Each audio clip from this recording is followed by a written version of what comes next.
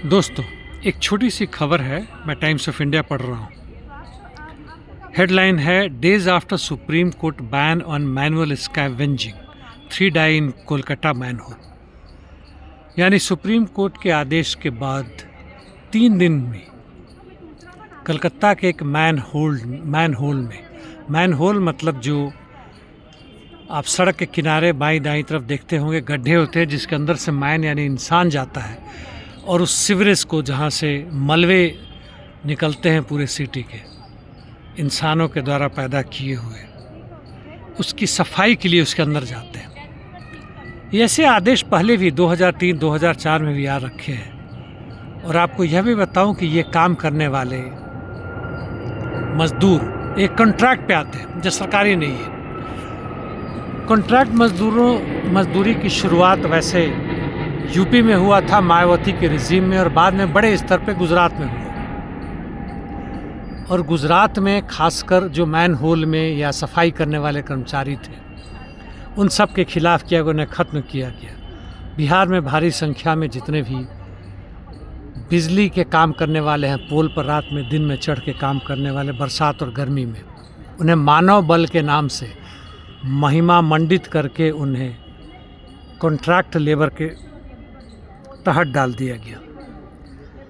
ये बेचारे वहाँ पे गए थे और यह था कोलकाता म्यूनिसिपल कॉरपोरेशन बेल्ट में, जहाँ अंदर काम करते हैं। वैसे ग्रेटर कोलकाता में आते हैं। और कहने के हिसाब से एक मज़दूर अंदर गया, जब उसके आने में टाइम लग गया तो 2 और भी इनके साथी अंदर गए।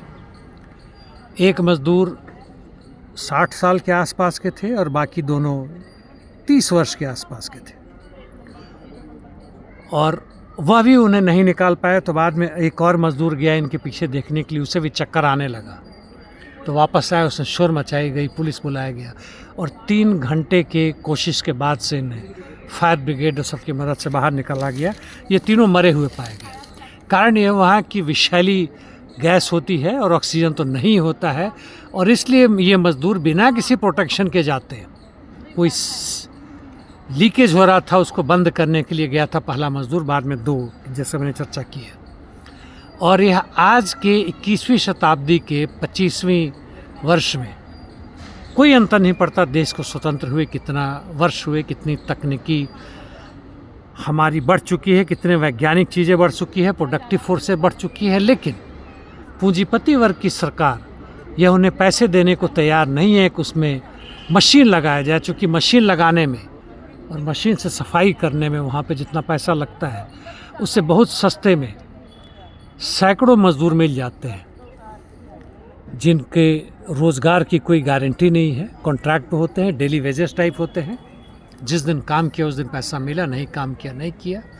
मरने के बाद से कोई भी इन्हें, जैसे ये तीनों मरे, इनको कोई भी इनकी मुआवजा देने की ज़रूरत नहीं, इसके परिवार वालों को देने की ज़रूरत नहीं, कोई भी प्रोविडेंट फंड नहीं, छुट्टी का दिन में पैसे नहीं, और सरकार इससे भारी पैसे बचाती है।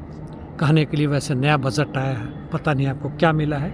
मेरे पुराने वाले हिंदी का वीडियो ज़रूर देख लेंगे दोस्तों, और ये जानिए इस चीज़ को कि पूंजीवाद किस तरह से मज़दूरों का एक मामूली शोषण नहीं, निचोड़ कर शोषण करता है। और सारे बजट का असर, सारे युद्ध का नतीजा यह है कि पूंजीपति वर्ग और भी धनी होता जाए और हम बर्बाद होते जाए। दोनों के अंतर जो है वह भयानक इनइक्वालिटी और अंतराल बढ़ता जाए, जिसे पूरा करना पूंजीवाद के बस की चीज़ नहीं है। धन्यवाद दोस्तों।